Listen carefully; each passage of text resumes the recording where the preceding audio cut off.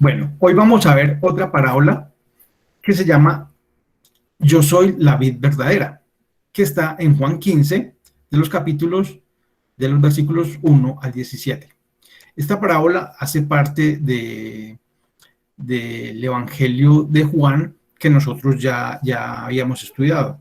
Inclusive muchas personas de las que estamos acá ya lo habíamos estudiado en ese tiempo cuando nos podíamos reunir. Eso ya hace, qué sé yo, un año largo. Bueno, igual vamos a repasarlo, y los que no lo hemos profundizado, pues de seguro cada vez que estudiamos, así lo hayamos estudiado 10 o 15 veces, estudiamos un pasaje, algo nuevo aprendemos y algo nuevo se nos queda, y algo nuevo el Señor tiene para cada uno de nosotros.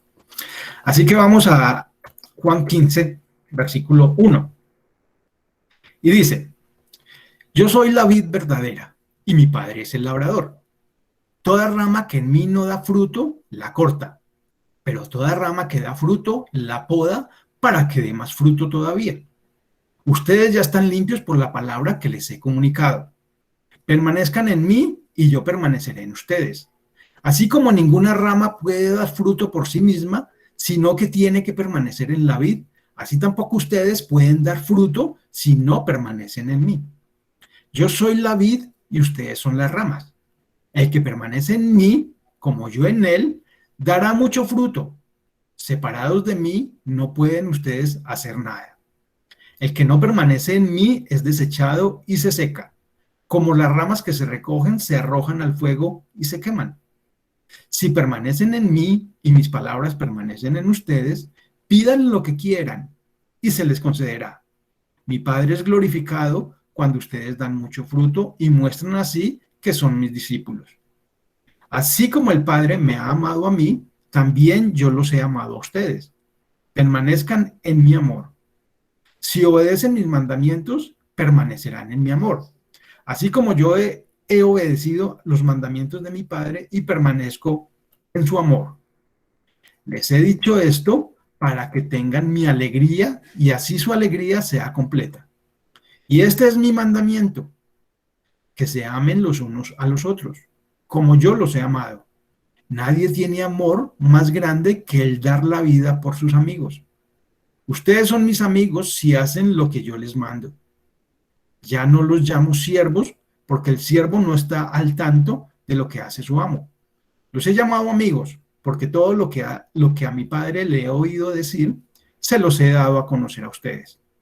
No me escogieron ustedes a mí, sino que yo los escogí a ustedes y los comisioné para que vayan y den fruto, un fruto que perdure. Así el Padre les dará todo lo que le pidan en mi nombre. Este es mi mandamiento, que se amen los unos a los otros.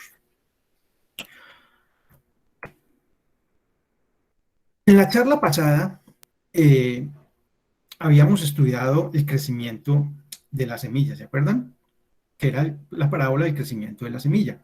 Y dijimos que se necesitaba un sembrador que sembrara esa semilla. Hoy Jesús nos dice en esta parábola que el Padre es el labrador y que Él es la verdadera vid.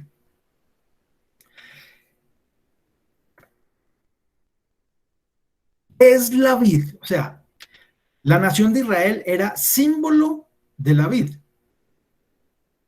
Leemos en Salmos 80, versículos 8 y 9, dice: de Egipto trajiste una vid.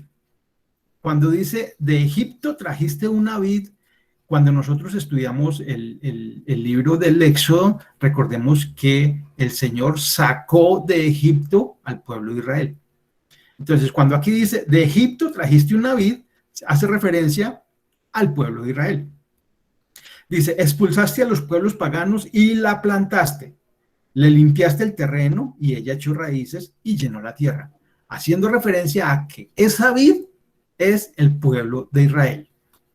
Isaías también hace referencia a esta vid, donde dice: la viña del Señor Todopoderoso es el pueblo de Israel.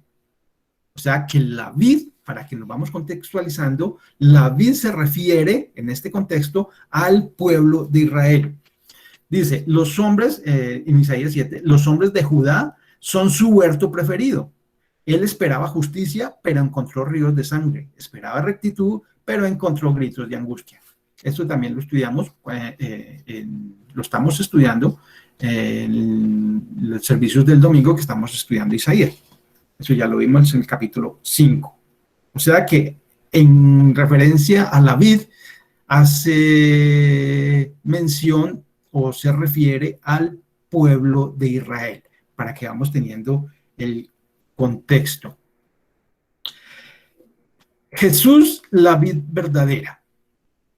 Entonces, vemos acá que yo soy la vid verdadera y mi Padre es el labrador. O sea que Jesús es la vid verdadera. Jesús les estaba diciendo que la nación de Israel no era la verdadera vid, que con sus prácticas religiosas, que con el pertenecer a un grupo, a una institución, con realizar alguna ceremonia en especial, no era lo más importante. Ellos se habían corrompido. Lo más importante y verdadero era Él. Recordemos que los fariseos y en términos generales el pueblo de Israel, inclusive hoy en día, pues se creían indispensables, se creían los, digamos, como decimos, la última Coca-Cola del desierto, se creían especiales, se creían indispensables porque como fue un pueblo escogido, entonces por eso tenían tanto orgullo de ellos. Ahora, leemos en el versículo 2. Toda rama que en mí no da fruto, la corta. Hay un peligro de no dar fruto. Yo quiero que nosotros siempre recordemos esto. Cada vez que veamos esa, qué sé yo, esa luz, esa alarma, nos acordemos de que hay un peligro al no dar fruto.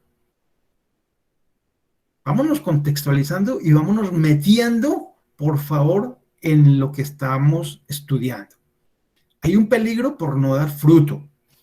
El peligro, la semilla que cae en un terreno no apto,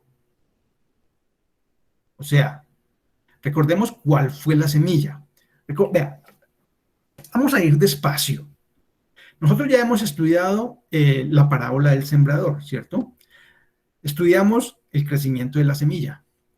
Estamos estudiando muchas parábolas que tienen que ver con la parte agropecuaria, con ese sembrar, con ese crecer, con ese dar fruto.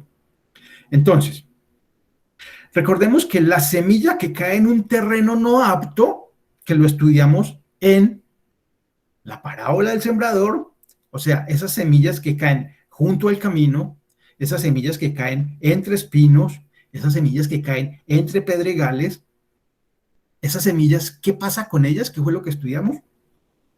Que esas semillas no van a prosperar, ¿cierto? Esas semillas no van a dar fruto. Por consiguiente, esa semilla no sirve, no va a servir. O sea, no va a servir en ese terreno que se sembró. Si no va a dar fruto esa semilla, si esa rama no va a dar fruto, puede que la semilla brote, pero no va a dar fruto, entonces esa rama, ¿qué va a pasar? Aquí dice, toda rama que en mí no da fruto, la corta. La corta. Entonces, que nosotros tengamos claro esa sirena en nuestras vidas, esa luz que está dando una advertencia. Hay un peligro de no dar fruto. Cuando en Cristo no se da fruto, que le leemos en el versículo 1, la rama o el pámpano o el sarmiento, que es lo mismo que hablan las otras versiones, en Reina Valera ahora de sarmientos, pues esa rama se seca y será cortada. ¿Listo? Ahora, pero ¿cómo dar fruto si no es en mis fuerzas? ¿Recordamos también? Porque la tierra da fruto por sí sola. Lo estudiamos la parábola pasada. Está en Marcos 4, versículo 28. La tierra por sí sola da fruto. Entonces, podemos pensar, no, es que, pues a mí me tocó la semilla que cae junto al camino. No, pues entonces a mí me tocó esa tierra que está entre espinos. No, pues es que a mí me tocó entre pedregales. Y entonces ahí nos podemos lavar las manos, ¿cierto? Pero no, si es la tierra la que da fruto por sí sola, yo soy quien dispongo mi corazón como tierra buena para que la semilla crezca y dé fruto. Ahora, entonces, ¿cómo se dispone ese terreno? Ese terreno lo preparo yo. Ya la semilla por sí sola, cuando caiga en ese terreno que yo ya preparé, va a empezar a brotar, va a empezar a crecer, como vimos en la parábola pasada, ese crecimiento, y al final va a haber fruto. En la parábola pasada dice, algunos son como lo sembrado. Cuando leímos Marcos 4, dice, algunos son como lo sembrado en Marcos 4:15. Lo sembrado en, algunos son. Entonces, algunos son terreno que está junto al camino. Algunos son ese terreno que está entre espinos. Algunos son ese terreno que está en pedregales. Algunos.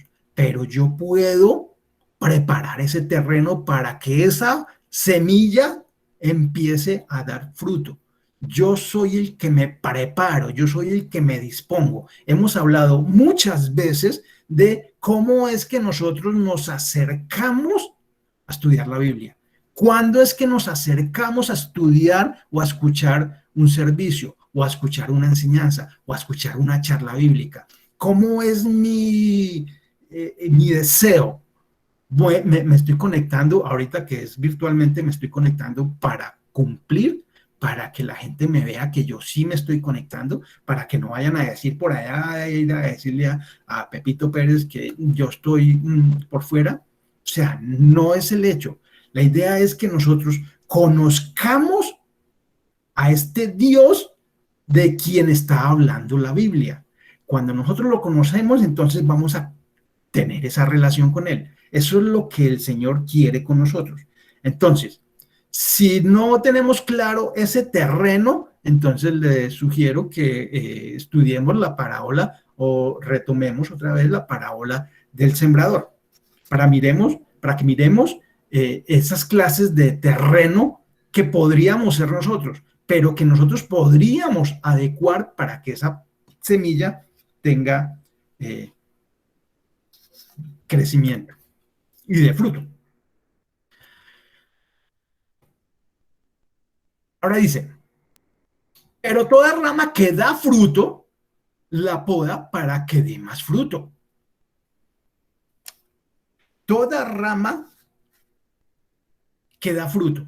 O sea que entonces hay dos tipos de personas.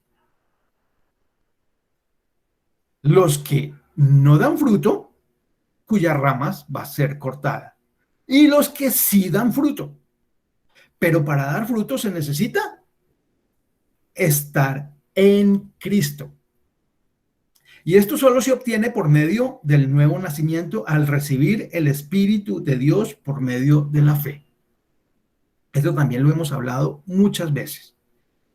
Cuando se da ese fruto que perdura, recordemos lo que leímos en la parábola, un fruto no temporal, es un fruto que perdura. Ese fruto no es un fruto pasajero, el Padre empieza a podarlo. Ese fruto, así sea poco, que se va evidenciando, entonces el Padre empieza a podar esa rama, o sea, a quitarle esas malezas que empiezan a crecer alrededor y que no van a dejar de desempeñar en su plenitud esa rama, ese fruto, no va a dejar dar ese fruto. Cuando, cuando yo era niño, iba donde mi abuela, que era una finca, y habían unos palos de frutas, de naranja, de mandarina, y pues uno de niño pues mantenía colgado en esos árboles. Y había una rama o una maleza que se pegaba al árbol, y era tan dañina que muchas veces hacía que el árbol se secara. Y entonces, ¿qué tenían que hacer los agricultores, los que tenían los trabajadores de la finca? Pues lo que tenían que hacer era ir y quitar esas ramas que estaban haciendo daño al árbol. Así el Padre empieza a podarnos a nosotros, a quitar esas malezas que no están dejando dar más fruto. Entonces, el Padre poda el Padre empieza a podarlo, empieza a podarnos, a pulirlo, a moldearlo como el alfarero pule y moldea el barro. Y usa situaciones o personas para esa poda. Usa situaciones o personas para podarnos. Usa a nuestras esposas. Usa a los esposos. Usa a los hijos, usa a los parientes, usa jefes, usa amigos, usa jefes, pero harto que los usa. Usa mucho los jefes, usa a los amigos, usa hermanos, que podemos decir, ja, y es que hermano mío, y vea, puede usar políticos, y hoy en día está de moda. Puede usar situaciones como trancones, filas largas en los, qué sé yo, establecimientos, en los bancos, y hasta perros usa, de verdad, hasta perros usa el Señor. Jesús hace énfasis en la palabra fruto, pero no el de nuestros esfuerzos, es el fruto de quien está con nosotros. Juan 14, versículos 16 y 17 dice, si ustedes me aman, obedecerán mis mandamientos. ¿Quién obedecerá los mandamientos? El que le ama. O sea, el Señor insiste mucho en esa parte. Dice el versículo 16 de Juan 14. Y yo le pediré al Padre y Él les dará otro consolador para que los acompañe siempre. El Espíritu de verdad, a quien el mundo no puede aceptar porque no lo ve ni lo conoce. ¿A quién no puede aceptar el mundo? Al Espíritu de Dios. ¿Por qué? Porque ni lo ve ni lo conoce. La pregunta, una pregunta así suelta para nosotros ahorita. Nosotros conocemos y vemos el Espíritu Santo. Porque en la parte final de este versículo dice, pero ustedes sí lo conocen. ¿Quién le está hablando? Jesús a sus discípulos. Pero ustedes sí lo conocen. ¿Por qué vive en ustedes? Y estará en ustedes. Lo conocemos y lo tenemos en nosotros. Ah, eso ya cambia mucho las cosas, ¿cierto? Entonces los frutos deben de ser los del Espíritu Santo, que también hemos hablado mucho de esto. ¿Y cuáles son? Gálatas 5, 22 y 23. Dice, en cambio, el fruto del Espíritu es amor, alegría, paz, paciencia, amabilidad, bondad, fidelidad, humildad y dominio propio. No hay ley que condene estas cosas. Los que son de Cristo Jesús han crucificado la naturaleza pecaminosa. ¿Quiénes? Los que son de Cristo Jesús. Con sus pasiones y deseos. Crucificado es la naturaleza pecaminosa con sus pasiones y deseos. Interesante, ¿cierto? Ahora dice, ¿de qué depende entonces el dar fruto y el dar mucho fruto? Entonces, depende de la poda, depende de estar limpio, depende de permanecer, porque dice, el que está en mí. De esta unión depende la vida, la fuerza, el vigor, la lozanía y la fertilidad del pámpano o de la rama. El alimento que fluye del tronco, o sea, la vid, es el que alimenta el pámpano, las hojas, las flores y el fruto. El discípulo que permanece unido a Cristo, porque Cristo es la vid, siempre producirá fruto, así sea poco. Siempre. Pero hay una condición. Debe permanecer en Cristo. Y será podado por el Padre para producir más fruto. O sea, si nosotros somos nuevos, empieza a haber un fruto en nosotros. Pero ese fruto no se va a quedar ahí. O sea, me explico. Si nosotros llegamos a conocer del Señor, si nosotros empezamos a caminar con el Señor, si nosotros empezamos a ser siervos de Dios, entonces en nosotros empieza a haber un fruto. Pero ese fruto, digamos que es del tamaño de, qué sé yo, de una bola de cristal de esas canicas chiquitas. Pero ese fruto no puede quedarse ahí. Ese fruto tiene que ir creciendo. Si el Padre, siempre y cuando el Padre nos esté podando. Pero muchas veces nosotros no soportamos esa poda. O no la soportamos porque no queremos, o no la soportamos porque no nos damos cuenta que es una poda. Y siempre nosotros somos los buenos. Siempre. Siempre nosotros estamos a la defensiva. Siempre nuestro jefe es el malo. Siempre nuestra esposa es la mala. Siempre nuestro esposo es el que tiene la culpa.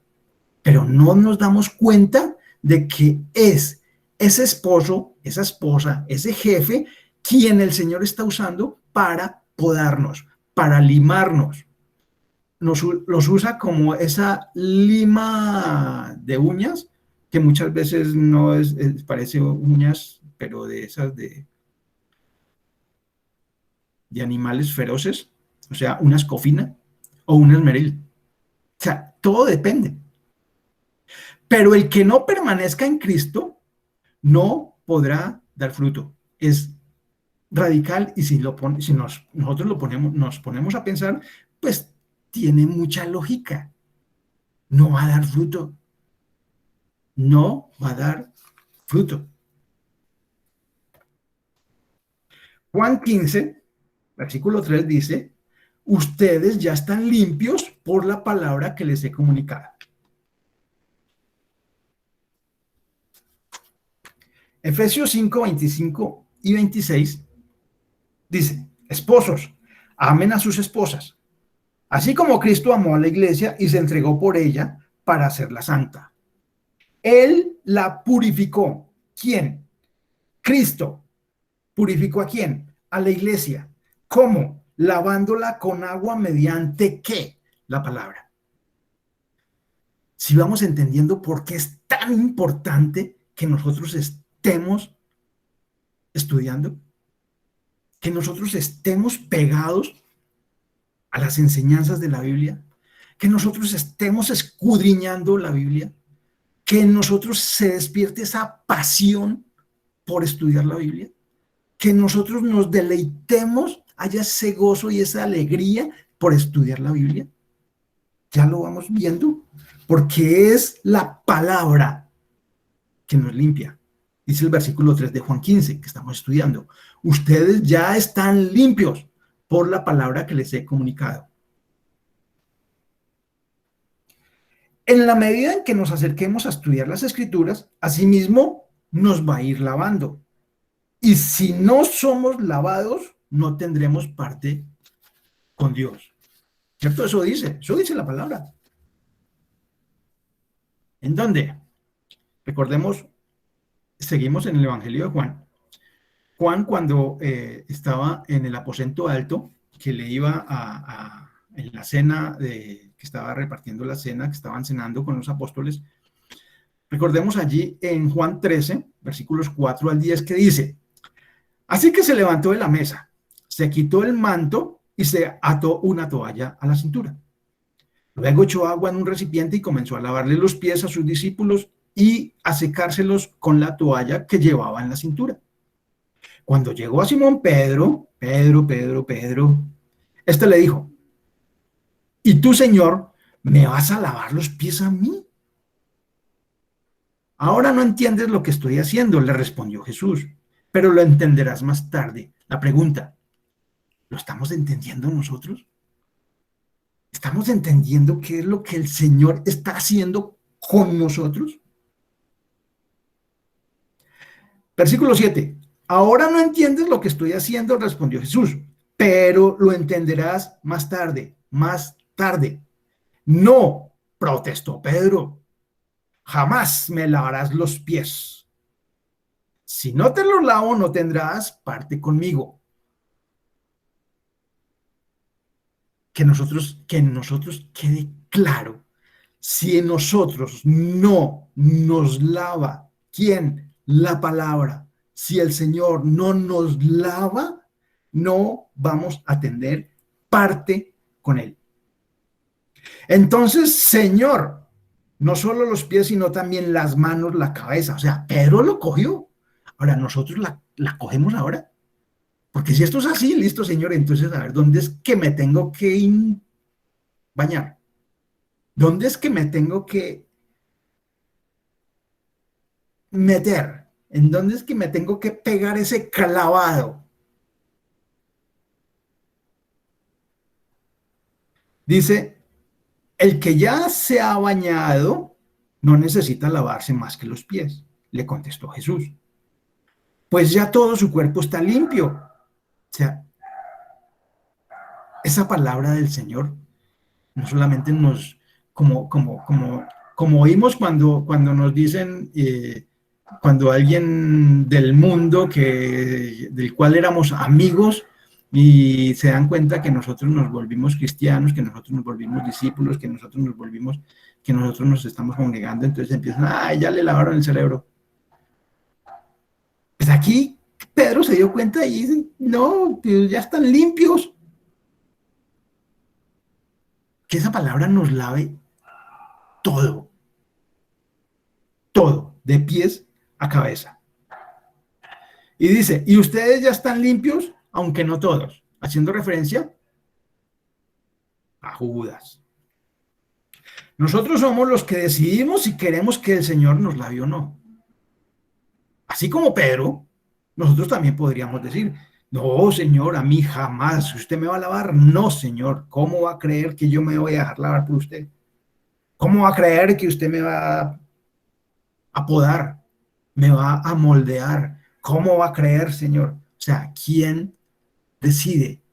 Pedro no se iba a dejar lavar. ¿Nosotros nos estamos dejando lavar? ¿O nos da miedo el agua fría? Dice el versículo 11. Les he dicho esto para que tengan mi alegría y así su alegría sea completa. Cuando nosotros no estamos con Cristo, cuando nosotros no estamos en Cristo, cuando nosotros no estamos pegados a la vid, nuestra alegría no es completa. Aquí dice, les he dicho esto para que tengan mi alegría y así su alegría sea completa. O sea, que nuestra alegría, esa que tenemos cuando no estamos con el Señor, entonces es una alegría incompleta. Pero cuando estamos con el Señor, es completa. Dice el Salmo 119, versículo 16, en tus decretos hallo mi deleite y jamás olvidaré tu palabra. Lo decía David, en tus decretos. En ese tiempo era en tu ley, en la Torá, en eso que el Señor les había regalado. En esa ley hallo mi deleite.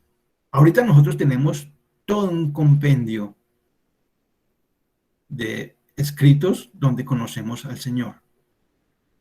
¿Nos deleitamos? Ahí está nuestro deleite. El motivo por el cual el Señor nos habla todo esto es para que estemos alegres y gozosos. Pero no es cualquier alegría o cualquier gozo. Es una alegría completa y un gozo pleno. Porque el Salmo también 16, versículo 11 dice, me mostrarás. ¿Qué le va a mostrar? La senda de la vida. Nosotros ahorita tenemos la verdad, el camino y la vida. En tu presencia hay plenitud de gozo. ¿En dónde? En su presencia. Delicias a tu diestra para siempre.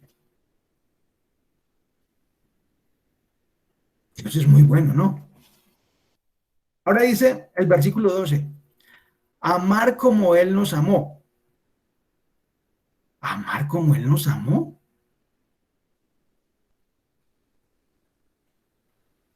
Está como difícil, ¿cierto?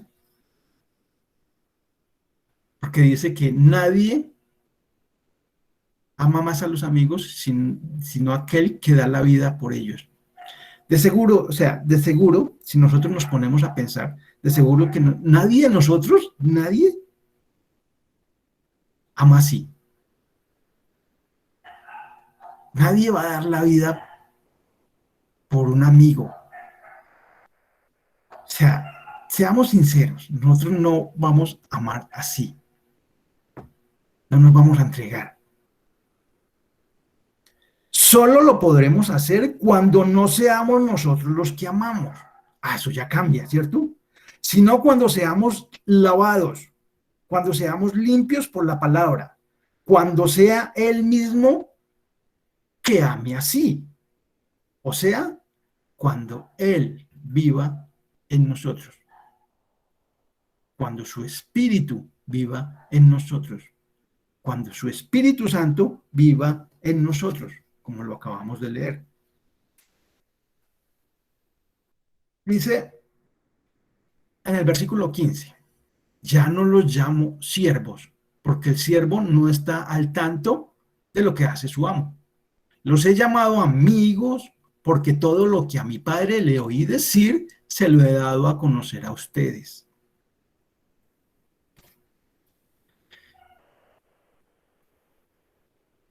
Llama a sus discípulos amigos y no siervos. Y les da a conocer lo que oyó decir al Padre. No sé si nosotros estamos captando el privilegio que nosotros tenemos. Nos está dando a conocer el reino de Dios. Nos está dando a conocer las cosas de Dios. Nos está dando a conocer esos tesoros que hay en el cielo. Nos está dando a conocer su reino. Dios quiere revelarse por medio de su Hijo Jesucristo para dar a conocer los misterios de su reino. ¿A los quienes? A los que son sus amigos. Los términos siervo, maestro, hijo, padre describe de una forma clara la relación íntima que debe existir entre el creyente, Cristo y el Padre. O sea, debe haber una relación íntima, íntima. Pero cuando Jesús llama a sus discípulos amigos, es porque ya hay una identidad y amor entre ellos. ¿Será que el Señor ya nos puede llamar amigos de Él? ¿Será que Dios ya nos considera sus amigos? Ya nosotros tenemos esa identidad con Él y ese amor para Él.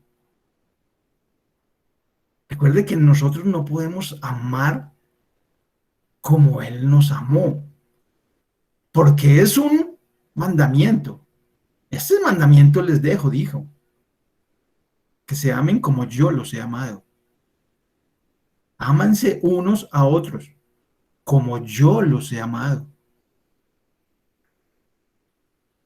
Nosotros comprendemos cómo fue que el Señor nos amó, cómo es que Cristo nos amó, cómo es que nos ha amado. Oseas 6, versículo 6 dice, lo que pido de ustedes es que amor y no sacrificios, conocimiento de Dios y no holocaustos. ¿Qué es lo que el Señor pide de nosotros? Poderoso, ¿no? Poderoso.